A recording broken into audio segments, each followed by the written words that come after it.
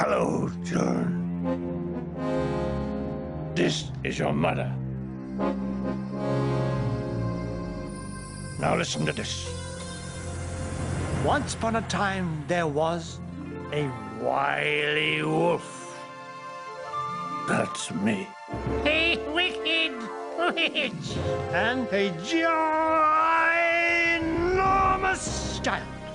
These three villains earned their reputation in a selection of folk tales set in the dark woods, deep lakes, and enchanted castles.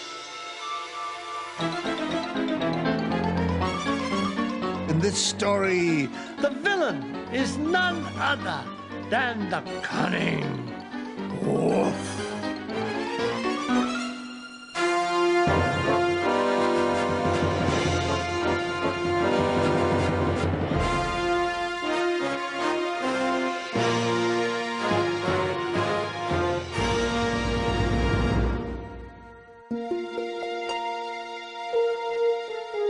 Long ago, a wicked witch, bored with watching snooker on TV, invented a fearsome fandangle contraption on which to conduct an experiment. It would change a handsome prince into a wolf and a wolf into a handsome prince. Her meddling caused havoc as the prince started hunting and eating members of the royal families of Europe. And the wolf found himself the sole occupant of a magnificent prince's palace. It was at just this time there lived a merchant banker who had lost his fortune. All he had left was a 6-bedroom cottage, a merchant bank, and 3 daughters who lived with him. The 2 elder daughters did nothing but grumble, but the youngest daughter, Beauty, never complained and always helped her father in the garden and mucking out the stables. "Saddle my horse, will you, Beauty? I've got to go to the office." "Could you get me some red roses on the way back?" "Of course, my dear," he said as he rode off to town.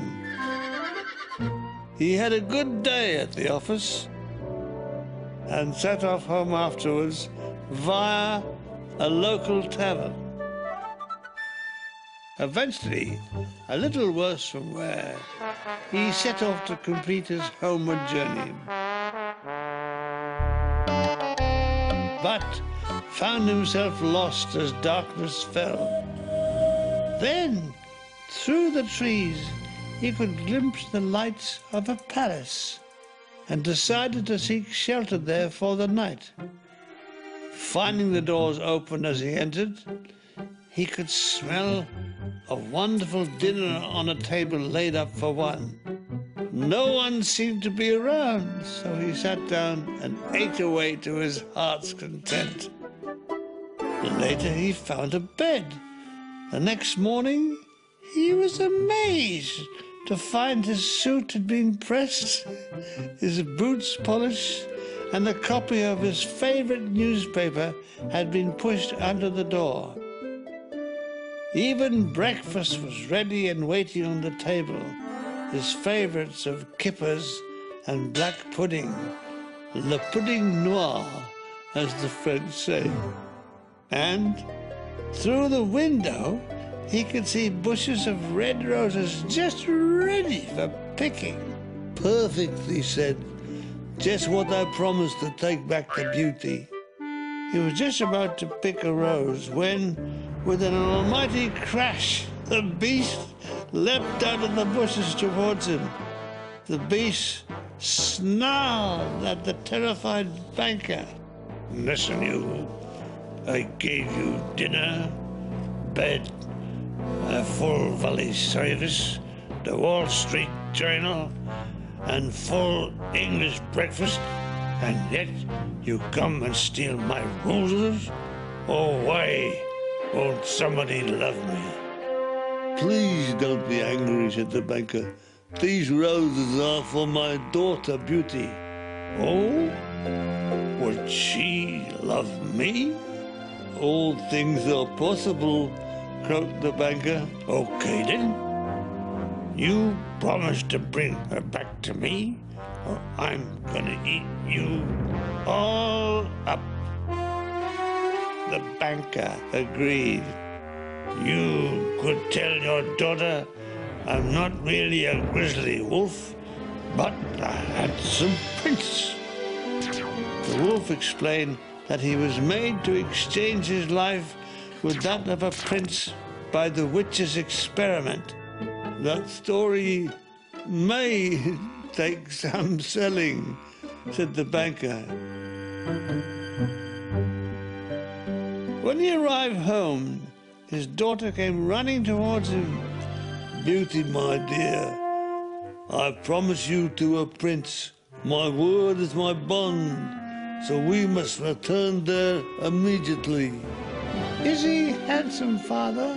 Well, he has, Immaculate teeth and well-manicured fingernails. What more do you want? Reassured by this, Beauty packed a few things and off they went back to the palace. When they arrived, they found a table laid up as before, but this time for two. "Soup, madam?" said a gruff voice from behind her. Oh, you've frightened me. Why does the prince keep a wolf as a butler? Well, look at the time. I'm late for the office again, said her father, neatly avoiding the question, and with that he was gone.